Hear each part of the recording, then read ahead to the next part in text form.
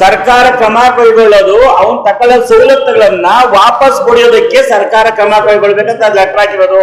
ಆ ಲೆಟರ್ ತಂದಿಲ್ಲ, ನಾನು ಮನೆ ತಗೊಂಡ್ಬಂದಿದ್ದೇನೆ.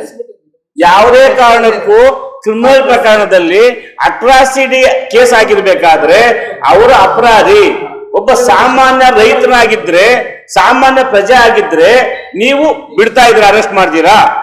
ಯಾಕೆ ಅರೆಸ್ಟ್ ಮಾಡಲಿಲ್ಲ ನೀವು ಅಂದ್ರೆ, SC ST ಸೆಲ್ ಅಲ್ಲಿ ಕೇಸ್ ಆಗಿದೆಯಲ್ಲ ಸ್ವಾಮಿ. ಇವತ್ತು ಕೂಡ DSP ಹಾಕ್ಲಿಲ್ಲ ಇವರು. DSP ಹಾಕಿದ್ರೆ ಅಲ್ಲಿ ಅರೆಸ್ಟ್ ಮಾಡ್ಬೇಕಲ್ಲ, ಅದರಿಂದ DSP ಹಾಕ್ಸ್ತಾ ಇಲ್ಲ. ಅಲ್ಲಿ ಸಿದ್ದರಾಮಣ್ಣ ಆಗ್ಲಿ ಪರಮೇಶ್ವರ್ ಆಗ್ಲಿ ಇವರೆಲ್ಲಾನು ಏಜೆಂಟ್ಗಳಾಗಿ ಶಾಸಕರ ಗುಲಾಮರಾಗಿ ಕೆಲಸ ಮಾಡ್ತಾವ್ರು ಇವರು. ಇದು ಗಂಟಾಘೋಷಕ್ಕೆ ಅರ್ಥ ಆಗಬೇಕು ಸಿದ್ದರಾಮಯ್ಯ ಅವರಿಗೆ. ನಾನು ಗೃಹ ಮಂತ್ರಿಗೂ ಕೊಟ್ಟಿದ್ದೀನಿ, ಸಿದ್ದರಾಮಯ್ಯ ಅವ್ರಿಗೂ ಕೊಟ್ಟಿದ್ದೀನಿ, ಚೀಫ್ ಸೆಕ್ರೆಟರಿಗೂ ಕೊಟ್ಟಿದ್ದೀನಿ, ರಾಜ್ಯಪಾಲರಿಗೂ ಕೊಟ್ಟಿದ್ದೀನಿ, ಸಮಾಜ ಕಲ್ಯಾಣ ಮಂತ್ರಿಗೂ ಕೊಟ್ಟಿದ್ದೀನಿ. ಎಲ್ಲಾ ಪ್ರಕರಣಗಳು ಕೂಡ ಕೆಳಗೆ ಹಾಕೊಂಡು ಬುಟ್ಟಿಯಲ್ಲಿ ಬಿಸಾಕೊಂಡು ಕೂತವ್ರು ಇವರು. ಇವ್ರೇನಪ್ಪ ಅಂದ್ರೆ ಬಕೀಟ್ ರಾಜಕಾರಣ ಮಾಡೋದ್ರಲ್ಲಿ ಕಾಂಗ್ರೆಸ್ ಪಕ್ಷ ನಿಷ್ಕ್ರಿಯ ಆಗಿದ್ದಾರೆ. ನಿಸೀಮರು ಇವರು. ನಾನು ಹೇಳಿದ್ರು, ನಮ್ಮ ಮುಖಂಡರು ಹೇಳಿದಂಗೆ ಒಬ್ಬ ಕ್ರಿಮಿನಲ್, ಒಬ್ಬ 420, ಒಬ್ಬ ರೌಡಿ ಶೀಟರ್ ವೇದಿಕೆ ನೀವೇನ್ ಮಾಡ್ತೀರಿ ಹಂಗಾದ್ರೆ? ಎಷ್ಟು ಪ್ರಕರಣದಲ್ಲಿ ಬ್ರಾಕೆಟ್ ಮಾಡಿ ಮಾಡಿ ಮಾಡಿ ಅವನ್ ಕೆಳಕಿಳಿಸಿದ್ರಿ ವೇದಿಕೆಯಲ್ಲಿ. ಈ ಕೊತ್ತೂರು ಮಂದಿನ ಯಾಕೆ ಇಳಿಸ್ಲಿಲ್ಲ ನೀವು?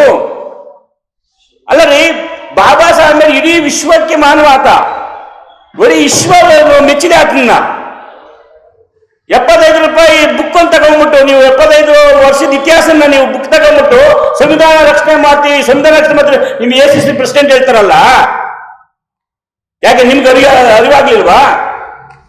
ನಾನು ಹೇಳೋದು, ಜಿಲ್ಲಾಧಿಕಾರಿಗಳು, ಜಿಲ್ಲಾ SP ಅವರು ಒಬ್ಬ ಅಪರಾಧಿನ ಪ್ರಶ್ನೆ ಮಾಡ್ಬೇಕಲ್ಲ ನೀವು. ನಾವ್ಯಾಕೆ ಪ್ರಶ್ನೆ ಮಾಡ್ಬೇಕು? ಒಬ್ಬ ಅಪರಾಧಿ ಆಗಿದ್ದೆಯಪ್ಪ ನೀನು ತೇಜೆತ್ತಬೇಡ. ಬಾಬಾ ಸಾಹೇಬ್ ಅಂಬೇಡ್ಕರ್ 139 ಜಯಂತಿಯಲ್ಲಿ ನೀನು ಅವಮಾನ ಮಾಡ್ತೀಯಾ? 134 ಜಯಂತಿಯಲ್ಲಿ ನೀನು ಅವಮಾನ ಮಾಡಂಗಿದ್ರೆ ಇಡೀ ದೇಶಕ್ಕೆ ಅವಮಾನ ಮಾಡ್ದಂಗೆ, ಇಡೀ ಸಂವಿಧಾನಕ್ಕೆ ಅವಮಾನ ಮಾಡಿದ್ರೆ ಇದು ದೇಶಕ್ಕೆ ಅವಮಾನ ಮಾಡ್ದಂಗೆ. ಯಾಕೆ ಅರ್ಥ ಆಗ್ತಲ್ಲ ನಿಮ್ಗೆ? ಯಾವ್ದೋ ಒಂದು ಟ್ರೋಲ್ ಮಾಡಿಸೋದು. ಅವ್ರು ಹಂಗೆ ರೇ, ಯಾರ ಹತ್ರ ಕೂಡ ಕಾಪಿ ಕೊಡ್ತಿಲ್ಲ ನಾವು, ಯಾರ ಹತ್ರ ಕೂಡ ಚೇಳ ಕೆಲಸ ಮಾಡಿಲ್ಲ, ಬಕೀಟ್ ರಾಜಕಾರಣ ಮಾಡಿಲ್ಲ, ಬಕೀಟ್ ಹಿಡಿಯೋ ಕೆಲಸ ನಾವು ಮಾಡಲಿಲ್ಲ. 13ರಿಂದ ಹೋರಾಟ ಮಾಡ್ಕೊಂಡು ಬರ್ತಾನೆ ಇದ್ದೀವಿ. ಹೆಂಗ್ರಿ ಬರ್ತದೆ ಬಾಯಿ ನಿಮ್ಗೆ? ಹೆಂಗೆ ಬರ್ತದೆ? ಇತಿಹಾಸ ಹೇಳ್ಬೇಕಾಗ್ತದೆ ಕಾಂಗ್ರೆಸ್ ಪಕ್ಷದ್ದು. ಕಾಂಗ್ರೆಸ್ ಬಗ್ಗೆ ಇತಿಹಾಸ ಹೇಳ್ಬೇಕಾಗ್ತದೆ. ಬಾಬಾ ಸಾಹೇಬ್ರಿಗೆ ಎಷ್ಟು ಮೋಸ ಮಾಡಿದ ಬಂದಿದ್ದೀರಿ. ಇದೆಲ್ಲ ಕೂಡ ನೀವು ಮರೆಮಾಚಿ ಇವಾಗ ಕೊತ್ತೂರು ಮಂಜುನಾಥ್ ಅವರು ಬಬ್ಬೆ ಹೊಡೆದ ರೀತಿ ನೀವು ಮಾತಾಡ್ತಿರಲ್ಲ ನೀವು. ಎಷ್ಟು ನಿಮಗ್ ಸರಿ? ಎಷ್ಟು ಸರಿ ನಿಮ್ಗೆ? ಏನು ದುಡ್ಡು ಕೊಟ್ಬಿಟ್ರೆ ಕೊಂಡ್ಕೊಂಡ್ಬಿಡ್ಬೋದಾ? ಎಷ್ಟು ಜನ ಕೊಂಡ್ಕೊಂತೀರಿ? ಇವತ್ತು ಯಾರ ಪಾಕಿಸ್ತಾನದಿಂದ ಅಮೆರಿಕದಿಂದ ಒಬ್ಬ ಕ್ರಿಮಿನಲ್ ಹಾಕೊಂಡ್ಬಂದವ್ರು ಬೆಂಗಳೂರಿಗೆ, ಮುಂಬೈಗೆ. ಯಾರು ಶಾಶ್ವತ ಅಲ್ಲ ರೀ ಕೊತ್ತೂರು ಮಂಜುನಾಥ್ ಅವರೇ, ಯಾರು ಶಾಶ್ವತ ಅಲ್ಲ. ನಿಮಗ್ ನೀವೇ ಬೇಸರತ್ತಾಗಿ ನಾನು ಶರಣಾಗ್ತೀನಿ ಅಂತ ಹೇಳ್ಬೇಕು. ಅದು ನಿಮಗೆ ಸಂವಿಧಾನ ಇರೋ ಗೌರವ.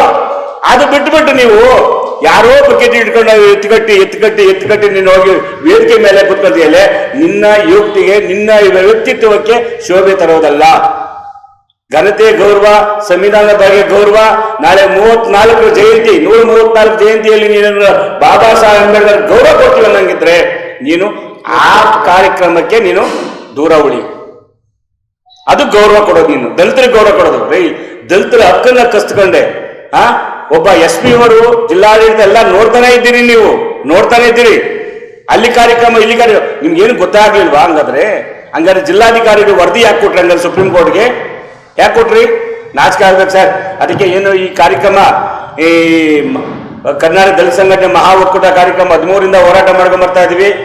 ನಾನು ಇವತ್ತು ಏನು ಪ್ರೆಸ್ ಮೀಟ್ ಮಾಡಿದ ಉದ್ದೇಶ ಏನಪ್ಪಾ ಅಂದ್ರೆ, ನಾಳೆ ಬೆಳಗ್ಗೆ ತಾವು ಪತ್ರಕರ್ತರು ಏನು ಪ್ರಶ್ನೆ ಮಾಡ್ತೀರಿ? ಇಷ್ಟು ಹೋರಾಟ ಮಾಡ್ಕೊಂಬಂದ್ರಲ್ಲ, ಅಂಬೇಡ್ಕರ್ ಜಯಂತಿ ದಿವಸ ಯಾಕೆ ಮಾತಾಡಲಿಲ್ಲ ನೀವು? ಕಾಸು ತಕೊಂಡ್ರ ಅಂತ ನೀವು ಪ್ರಶ್ನೆ ಮಾಡ್ತೀರಿ. ಆ ಸ್ಪಷ್ಟೀಕರಣ ಕೊಡ್ಬೇಕಾಯ್ತು. ಎಲ್ಲಾ ಮುಖಂಡರು ಇಲ್ಲೇ ಕೂತಿದ್ದೀವಿ.